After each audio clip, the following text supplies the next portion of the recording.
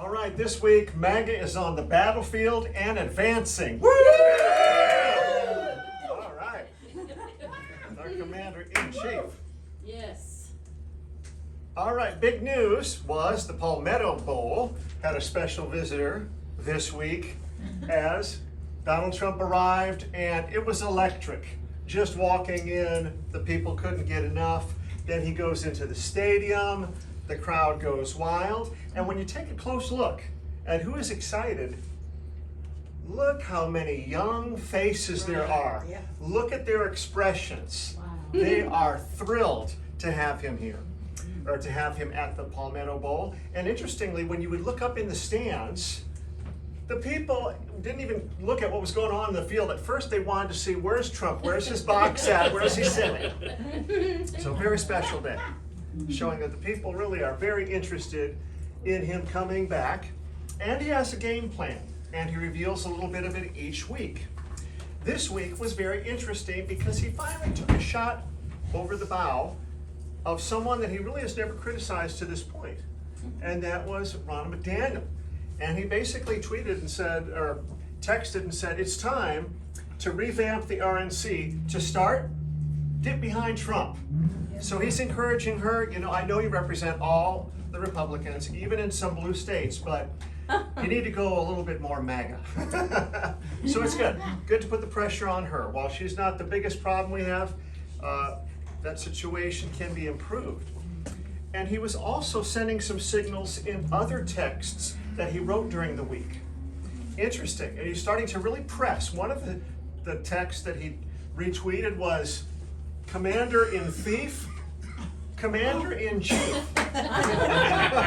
indicating he's not backing down over the fraud claims of the election. That's right.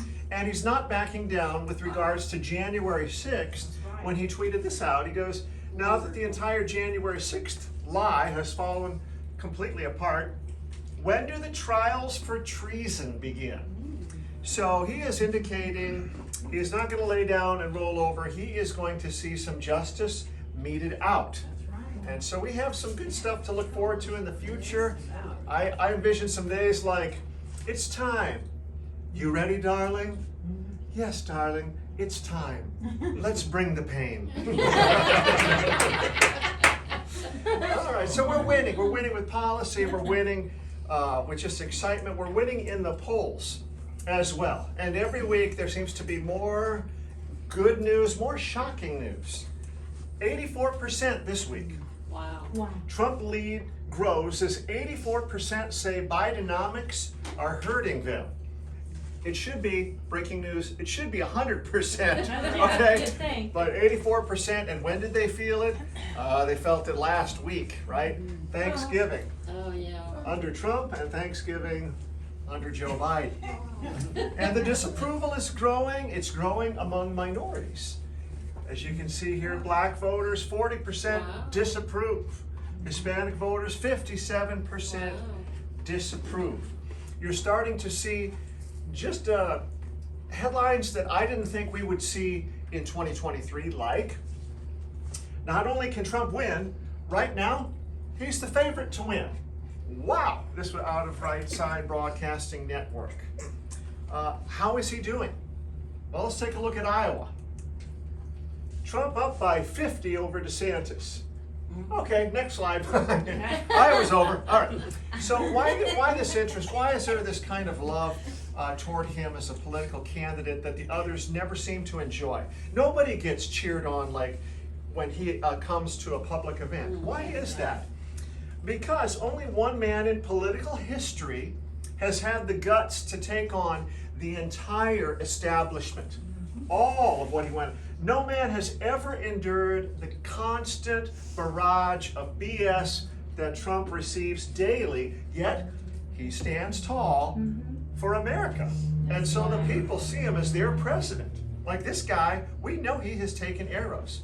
And the Time magazine has now finally realized that and has noted that he is now the greatest president of all time. That's not a real part, but still a beautiful one. Also, Real good. yeah, I approve of it. It'll happen, yes, they've already projected. There's also some really interesting news. You have to understand, we're almost 50 days from the primaries even beginning, and you have the donors rolling back to Trump, all the big ones that kind of went away. Like Harold Hamm, he was kind of liking DeSantis. Bernie Marcus was kind of liking Nikki Haley. They're back. Diane Hendricks, she's back and donating. Tillman Fertitta, he's back. Don Tapia, he was kind of a DeSantis fan. He's back. And even people like Dan Eberhardt, who's currently with DeSantis, is admitting, you know, at some point, I'm going to have to make a switch if he doesn't win the nomination, referring to DeSantis. News alert, Dan. Yeah. You're going to have to switch. Okay. All right. So also Trump is picking up endorsements. Again, we are like almost 8 weeks from the primaries even beginning, and Trump is rolling up big time endorsements. This week he received endorsements from Moms for America. Yay. Awesome group. Yeah. You look at the 3 things they champion: empowering moms, Yes. promoting liberty, raising patriots. Yes. Wow, give us more of them. Amen. So what did they have to say? They said, we want to go to someone who's proven they can stand up, and we have someone who's already has a proven track record of doing just that. That is why, ultimately, we decided to endorse President Trump 50 days before the primaries even start. Why? Because when they look at Trump, they see this. Yes. Isn't that awesome? It's AI, I'm pretty sure, AI generated image, but a very awesome one. Also, endorsements from big representatives, Representative Clay Higgins, Yay. endorsing President Trump. And now, for some people that I didn't think we would see, at least this early on. And before you boo him, just check out who just kind of endorsed him. We have Andrew Tate, okay, Wow. coming out and saying, we all want Trump to win. That would be amazing for the culture. Right. And while we may not be a fan of this man or some of the things he champions, he has an immense following online, and maybe one of the most influential in terms of his followers and what he can convey to them. And so for him to be coming out this early and kind of, you know, signaling that I'm good with Trump, in fact, that would be a benefit, that's huge. That is very big, because he speaks for a large swath of people that normally don't find their ways to the polls, but just might if they have someone they can finally believe in.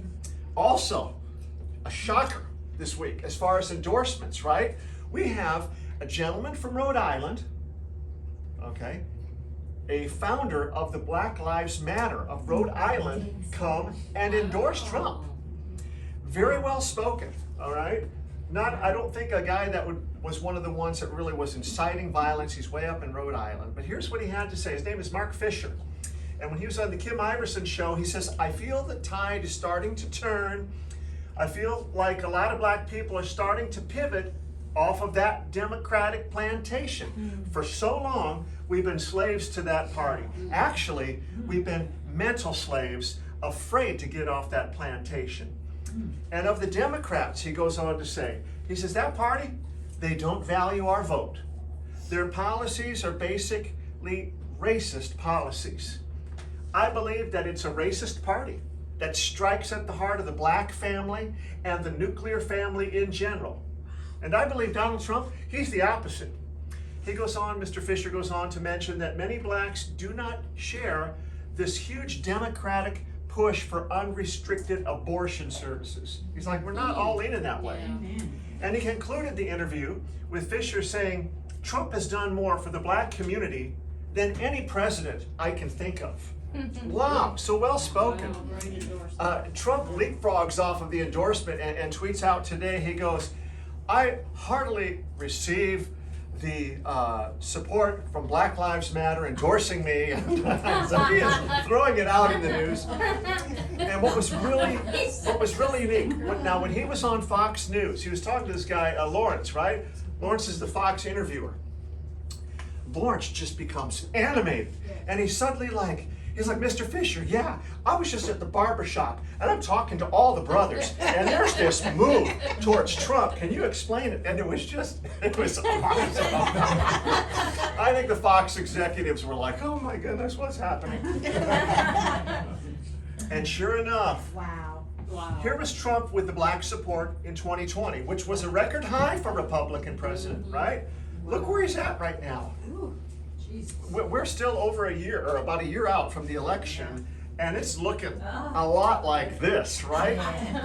And you know, there was a photo I saw, we'll bring it up here in a second, of a gentleman. He's playing an Uno game. And you can tell the commitment of different men in the black community not wanting to vote for Biden. They'll go to extremes. Now, this guy was playing Uno, and he drew the card, vote Biden or draw 25. And you see, he drew 25. There was no way he was going to vote Biden. Okay. So, just good times. Do you remember what peace felt like? Oh, it's not too late. It's not too late. And there's neat things. You could even see, I would say this week, a sign that presented during the funeral of the widow, was it Rosalind? Rosalind Carter, right? During the funeral. During the service, you had everyone sitting there. You have Melania right here. And look how the sun hits, where she is just lit up. That's awesome. And everybody else, all these other heads of state, former presidents, their wives, just in black darkness. Wow. And she's just lit up. Yeah. Like the sun was setting on her. It reminds me of a song. Certain as the sun, certain as the sun, rising on the east, tale as old as time, song as old as rhyme, Beauty and the Beast. Yeah. And so, yeah, what a difference, huh? What a difference. And so we're winning. We're winning with the polls. We're winning in the media, where there is a huge battle raging on, being led by none other than Laura Loomer. Is taking it to it. You know, I felt really bad when she didn't win that seat in the House of Representatives out of one of the Florida districts. It was contested and all that, but she is doing yeoman's work in fighting for President Trump, calling out wrongful Judge Arthur Engoron and his wife, who's this active political activist, and she is leading the charge big time, big time. You also have out there fighting for free speech, Elon Musk, who has to remind people before his takeover of Twitter. He said the degree to which Twitter was simply an arm of the government was not well understood by the public. It was basically a state publication. Right. He said Republicans were suppressed at 10 times the rate of Democrats, not just double or triple, at 10 times. It was completely controlled by the far left. So he goes, that's what I walked into. And so, as you well know, the mainstream media, we have like weapons of mass destruction. They are weapons of mass deception. And his current battle, and this helps politically that he is pushing against the censorship, his current battle is against Media Matters, which he said is just pure evil. And so he is taking them on in court, in Texas, and it's looking favorable. They said his lawsuit is well grounded in Texas law and could prove very expensive for Media Matters. And Elon is going to put the hurt on them. So they're pushing back, right? They're trying to slander him, label him as a Jew hater, anti-Semite, and so just all the stuff. So he says, you know, I'm going to do something about it. So I'm going to go over to Israel, get a flak jacket on, and tour these villages that were hardest hit on 10/7 on that massacre. And I'm going to tour it with Benjamin Netanyahu and the president of Israel. Actions speak louder than words. Then, as he's sitting down with the president, Israeli President Herzog, and he's contemplating everything he's seen, he states, you know, there is no choice but to kill those who insist on murdering civilians. Wow. Wow. So, he wants to see justice done. He wants the innocent protected. Then you have a father of an Israeli hostage presenting Elon Musk with a dog tag inscribed, "Our hearts are hostage in Gaza." Elon later goes on to all his followers and said, "I am going to wear this dog tag until the hostages are released." So he is very much standing with Israel, very much wanting the terrorists to be brought to justice, and at the same time, like a good rich man, he says, "I'd also like to help rebuild Gaza after the war." So he is taking an incredibly brilliant stand, and this man is the man who's shaping the largest social media platform in the world, and it's a good thing. He's allowing free speech, and he's also throwing out some stuff that the left just can't take. Like, he sent this gem out a few days ago, all right, where this guy's like, "Pizzagate is real." And she's like, "No, it isn't. We have experts. They trafficked children. But we have experts.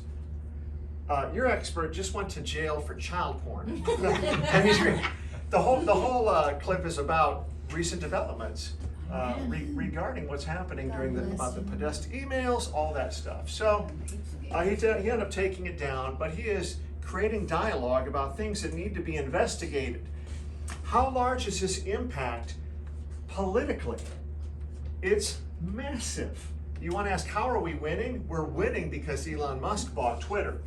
This is the very date Elon Musk let all of the censored people back on Twitter.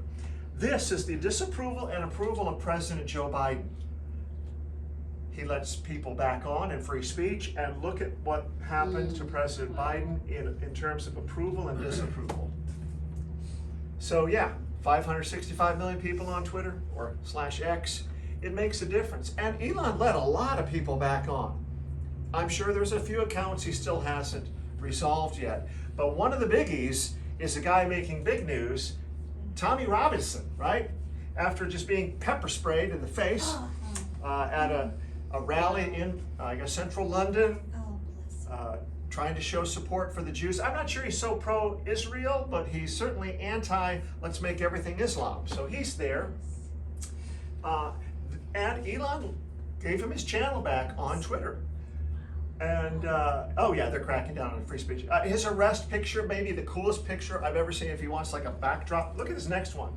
They had a sea of police around this guy before he could do anything. So that's Tommy trying to do free speech. Also, we're having things come out in the news media that have been suppressed for so long, like the FBI and what they were going to do with the Seth Rich emails. Remember back in 2016, the big media narrative was Russia tampered, Russia grabbed the Democrat emails and gave them to WikiLeaks. And all the anons were like, I don't know, because Seth Rich was murdered like just days after that in some weird botched robbery. And he happened to be a big Democrat National Committee staffer, and he worked on all the voter access projects for the DNC. And why won't the FBI ever release it? Well, guess what? In 14 days, U.S. District Judge Amos Mazant has ordered the FBI to disclose information of Seth Rich's work laptop, the DVD, the tape drive. So we're going to know something, hopefully, in 14 days. That's taken 7 years to work out. Wow. So we are winning in the media. We're also winning in the culture. We have America Fest coming up in just 3 weeks, that big college gathering of TPUSA with Charlie Kirk. They're going to go back very amped. So we have college students being amped up for conservative values. We also have Latino America being amped up as the Trump Latinos continue new songs. Their latest one is Latino is in my blood, America in my soul. So they are keeping patriotism alive and well among the Latino community. We also see that some floodgates are opening in regards to the COVID-19 vaccine as far as litigation. People that have been vaccine injured by the mRNA, you're just going to see a huge shift suddenly hit the courts, especially when this week We saw U.S. Navy medical officer over on Gateway Pundit exposing the Defense Department data showing an alarming increase in heart-related issues. He said, I just looked into the last 5 years, I looked at those pilots. Now these are young men in the prime of their health. As prime can get, right? Especially pilots. He's like, I did the helicopter pilots and those flying fixed-wing aircraft. Here's what I found. Following the COVID-19 vaccination, myocarditis was up by 151%. Wow. Heart failure was up by 973%. Wow, that's So sad. these things are finally bubbling to the surface of the media. There's truth working its way out, and for that we are glad. And what Trump won? What is this? The Dallas cheerleaders? Even the Dallas cheerleaders are knowing. They do. Also interesting stuff that's happening culturally is newly elected Argentinian President Javier Milei met with the producer of The Sound of Freedom, Eduardo Rastegui, I guess you say his name, who is running for the president of Mexico. What did they talk about? They signed an agreement to work together to eradicate child sex trafficking.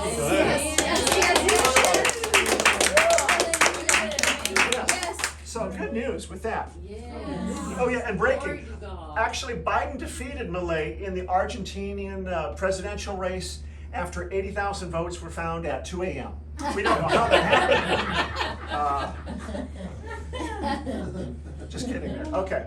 But election integrity is an issue, and it's not going away. It doesn't matter how much the deep state pepper sprays us in the face, and try, as we try to expose election fraud, we're going to have wins. One of the wins happened on Bill Mayer's show when legendary director Oliver Stone was there, and they get talking, and they ended up talking. Of course, Bill has to mention the 2020 election, and so Oliver Stone is like, yeah. And Bill's like, well, Trump just is arguing that he lost, and we know that he truly lost. And Oliver Stone's like, I don't think so. He goes, Bill, do you know for a fact that Trump lost? And Bill was just not prepared for that. So Oliver's like, I've got some serious doubts here. Pushback. Yeah, there was some serious pushback. Bill tried to make it sound like he's stupid. He's like, Bill, I'm an intelligent man. So it was interesting. It was cool to see. Also, we see interesting polls going on with how America sees the election of 2020. Right now, by a margin of 52-40, voters believed that cheating affected the outcome of the 2020 U.S. presidential election. Now, note that carefully. This isn't just people, whether they believe there was some cheating or not. This is people believing that the cheating affected the entire outcome. So you have a healthy portion of America believing shenanigans changed how it played out. And you have things like pictures like this continuing to come out showing how election workers in some places were breaking the seal, removing memory cards from machines. You have people like Seth Keshel continuing to expose things. Here he is with Henrico County, Virginia, showing that when you look, he's like, they hide the turnout numbers. And here's how they do it. When they separate the mail-in ballots and early votes from what happened of the day of voting, those numbers many times never get consolidated and put together. But when you put them together, he's got about 9 precincts just in Henrico County, Virginia alone that were over 100%. Here, 115% turnout. How do you have that? 113, 111, 105, 104. How do you have 104% turnout? You don't. It's fraud. And so we keep having that push. And in 21 days, there's going to be another huge push. Keep your eye on Georgia. Why? Well, there's a little report going to be released by the secret grand jury. When? December 19th. What's it going to show? It's going to show that the 2020 vote recount in Georgia was not reported by Raffensperger. And so you can look at more about this on Just the News, Gateway Pundit covering it. But there, keep your eye on Georgia. There's going to be fireworks out of Georgia. Yeah. And so what's this guy saying? I'm not denying Biden got 81 million votes. I'm denying Biden got 81 million votes from 81 million voters. I'd agree. Good, well said. And there is pushback also in the worst of the states. The worst state in America, according to Seth Keshel, in terms of voter fraud, would be Arizona. And there's pushback by a group called Conelrad, and they're a team of mostly former intelligence and military officers, and they're looking at the ballots again. And they concluded in a new report that they sent out to the News Arizona Sun-Times on Wednesday, and they said the evidence was clearly identified that should have led to an immediate halt to certifying the general election in Arizona. Wow. When we're showing it anew, this thing was bad on all the levels. And you know, on a stepping back for a second, and on an interesting note, do you ever have people come up to you and they say, tell me what you really think. Do you think Trump is going to win? That's all they want to. Is he going to win? Is God going to let Trump win? Will God lift up Trump as the next president? Well, let's take a step back. Some people might not be religious. The question to ask might be, is God even interested in government? And the answer is yes, he is. Yes, he is. Why? Because here's government 101 out of the Bible. Government is not man's idea. Government was God's idea. And you see him instituting it as early as Genesis 9, right after the people came off the ark after the worldwide flood. About 4 sentences into talking to him, God is covering government. He's like, we're not going down this road of violence any longer. If a man sheds blood, his blood needs to be shed. There needs to be a foundation of punishing the evildoer and protecting the innocent and the vulnerable. And so early on, government was God's idea. Man just didn't come up with it. And you might say, well, that's kind of general.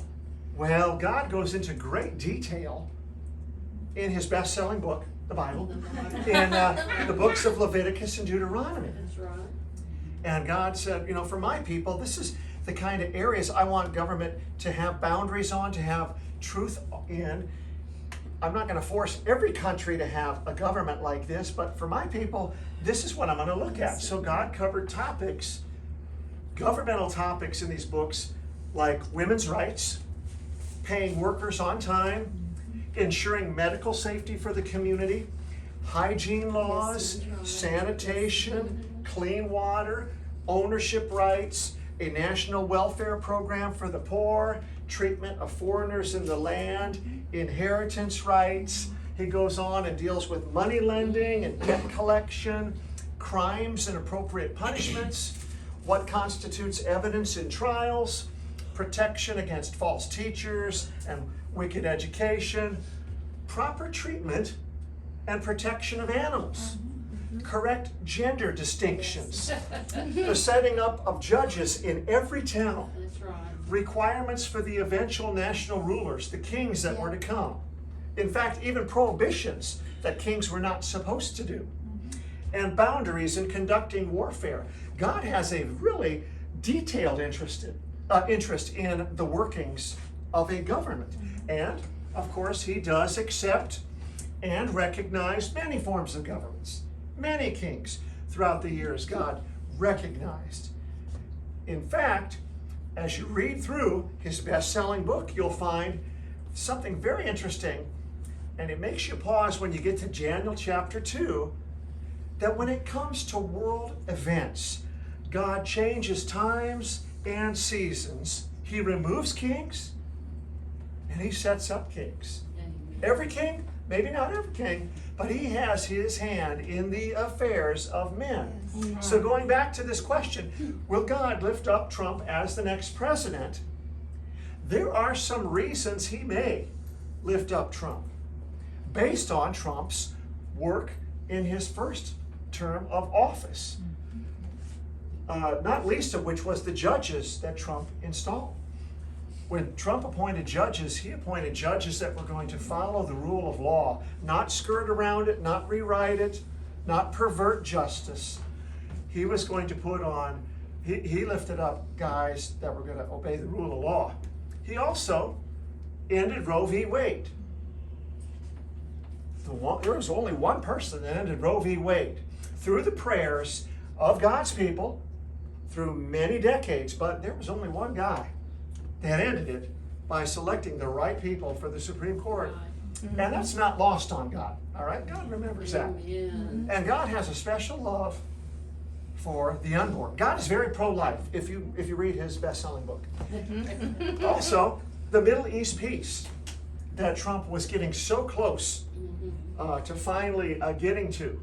Also, when he stopped the war, remember when Turkey was going to invade Syria and just decimate the people, and he sent over Pence really quick to try to salvage it, and he did. He stopped a huge slaughter that Turkey was going to do. So, that's not lost on God, as God loves peacemakers, right? Blessed are The peacemakers. the peacemakers. And rule of law. More than any other president we have seen, he is a rule of law president. How do we know that? Well, look around. Look at all of the sheriffs endorsing him, all of the police societies endorsing him, the Border Patrol agents, the National Guard, the different branches of the military, all love this man. Why is that? Because they understand he's rule of law. As opposed to what?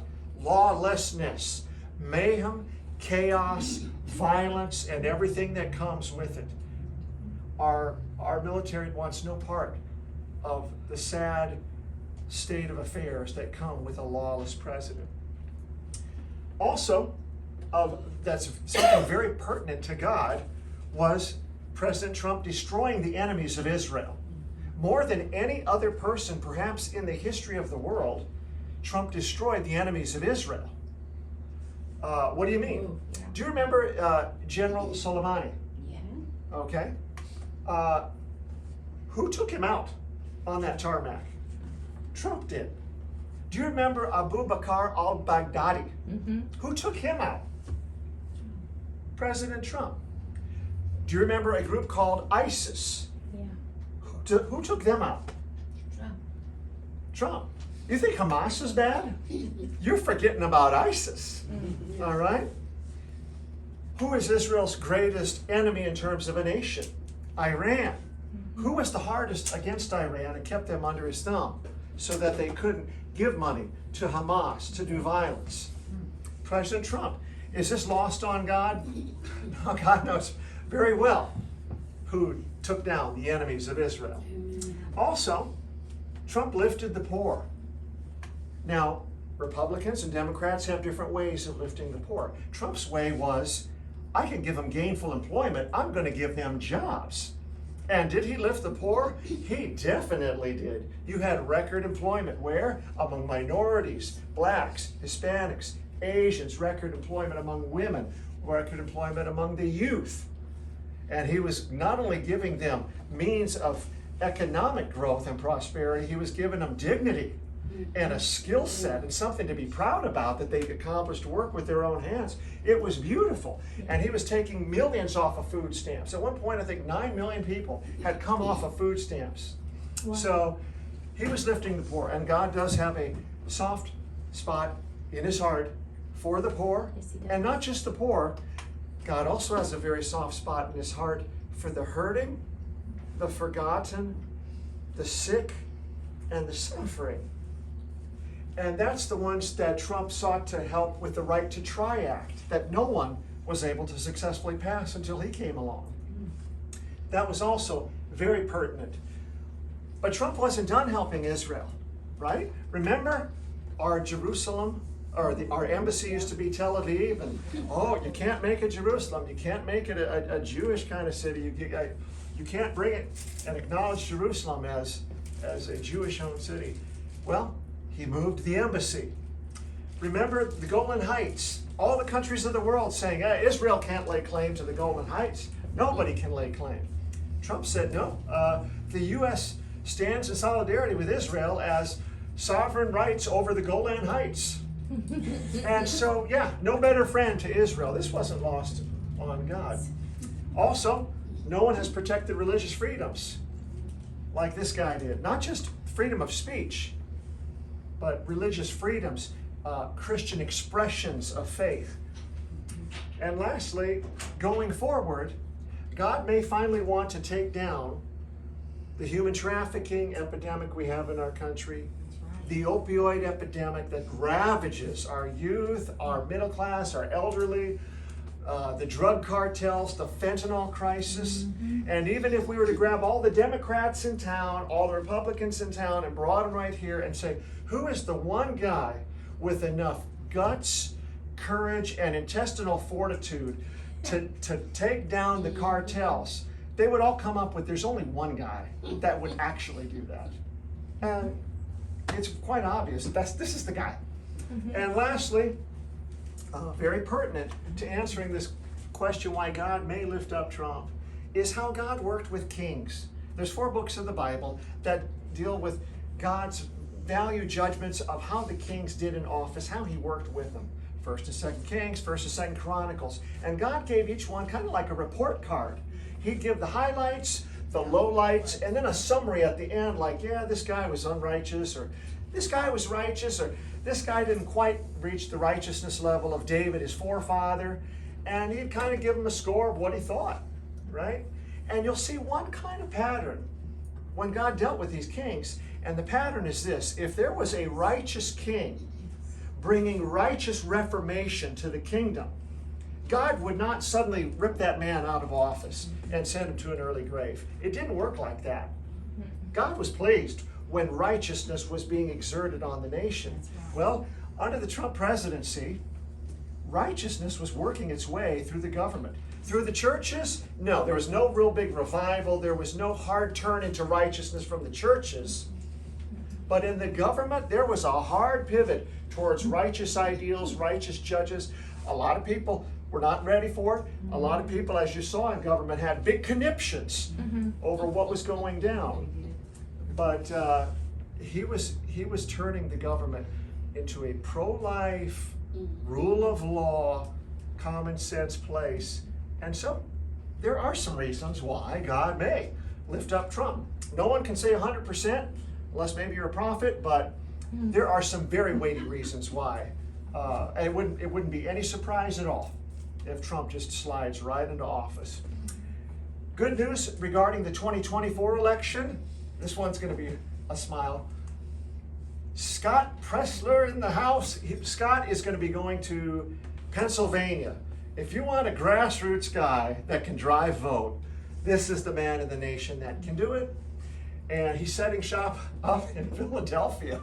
And he's like, hey, if I can deliver 25% of Philadelphia, it's game over. We've got Pennsylvania. Now, Pennsylvania, very corrupt state, right? The judge there just said, we take mail-in ballots. It doesn't even matter what the date is. Yeah. So he's got some work to do. But he goes, yeah, no one's coming to save us. We're not waiting for 2024. It begins now. So Pennsylvania has some hope with Scott Pressler arriving. We also have people coming out like the former White House doctor saying, don't vote for Biden. Why? Because it's going to get worse. His cognitive decline is already putting the country at great risk. So things like that, other things that are going to bring fear to the administration. Manchin may make a run for president, be a spoiler. Doubtful, but there's things like that brewing. Also, the January 6 videos continue to be released, continue to show the corruption. Kash Patel saying, man, you know, they buried my manuscript. The Colorado judge was lying about the Trump case and covering for the deep state. But you know what? There's a story about that coming soon. We're taking them all down. You have Charlie Kirk summing it up. He goes, like, the Capitol Police were facilitating protesters and their passage through the building. And now you're seeing some new faces. Now that we have these videos, we have the Lady Ray Epps, a provocateur that's never been locked up for telling people, charge the line of police officers, right? Why were these people that were telling people, storm the building, charge the police, why did they never receive jail time Why are they getting a slap on the wrist? When we refer to as Lady Ray Epps, who are we talking about? We're talking about this guy, right? The guy urging people to trespass inside the Capitol. This guy that, who is he? Nobody knows him. No MAGA guys hang with him. And he gets his soft glove treatment. We also see pictures of guys. Here's guys wearing shirts that say MAGA Civil War, January 6, 2021. And the person writes in the caption, for the slow people in the back, these are feds. So obviously there's a lot of feds that day, making people wonder what was really going on. There was a video, one of the videos released, has a guy with a police baton trying to break the window of the Capitol building. Now, think about this now.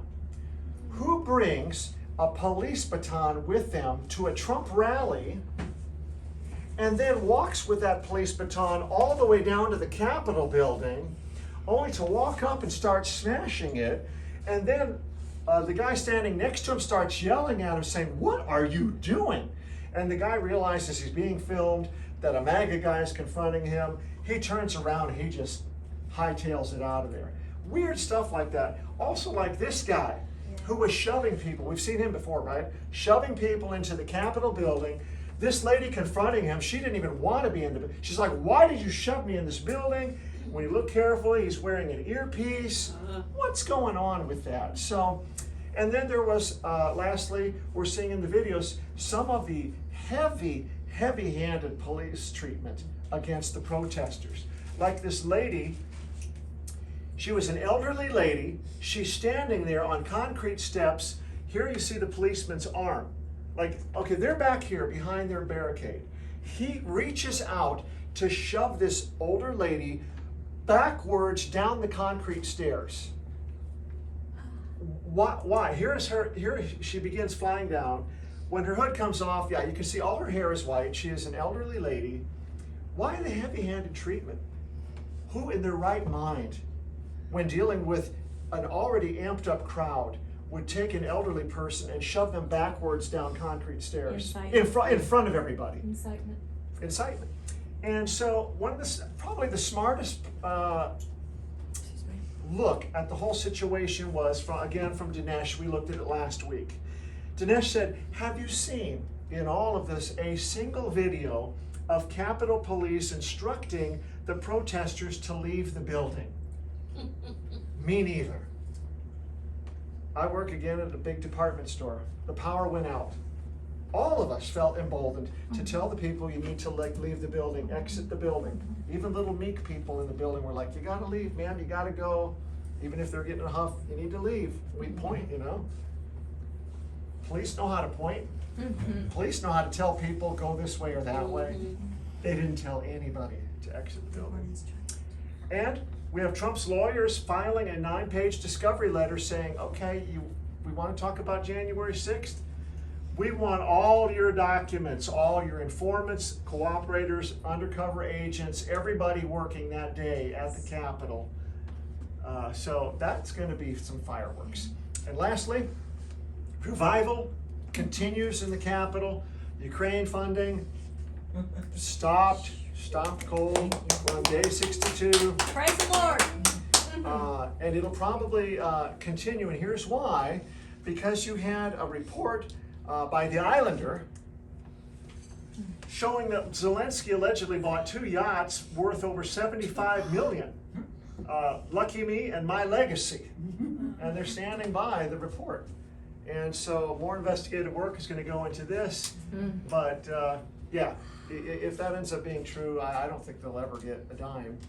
You also have Representative Comer saying, hey, expect the Biden impeachment vote early spring 2024. And yes, we will release the transcript of Hunter Biden. And we have round 2. Marjorie Taylor Greene is going to try to impeach Mayorkas again, is not giving up, and she is bringing it back. So that'll be interesting. We'll see if those 8 holdouts really want to be reelected in 2024 on the Republican side, or if Mayorkas goes down. And Democrats are stepping down. They realize they're not winning the House in 2024. Time to leave. Writing's on the wall. So Dean Phillips, I gotta step down. Anna Eshel, 16-time U.S. Congresswoman, stepping down. Yeah, she's been there a long time. Been a very safe California district. She's stepping down. We're also reminded, again, the Speaker very much going to support President Trump in his endorsement. He goes, I'm all in. And I'm not just like, I don't just happen to like the guy, I am firmly behind his policies. And we'll end with two feel-good news messages. One, Christian basketball player Jonathan Judah Isaac is launching a new shoe under his clothing line, which he hopes will help his fellow Christians to stand boldly for their faith. So he's starting to put Bible verses on shoes in the NBA. And so, awesome. And you might say, but that's just a little step. Hey, it's more than I've ever seen out of the NBA. Glory to God. I've seen a lot of bad come out of the NBA. And lastly, just awesome, beautiful thing. No. A study has been released that shows at least 30,000 additional babies have been born after the Supreme Court overturns Roe v. Wade that would have been. So there are major wins. And for all that, we thank the Lord for all.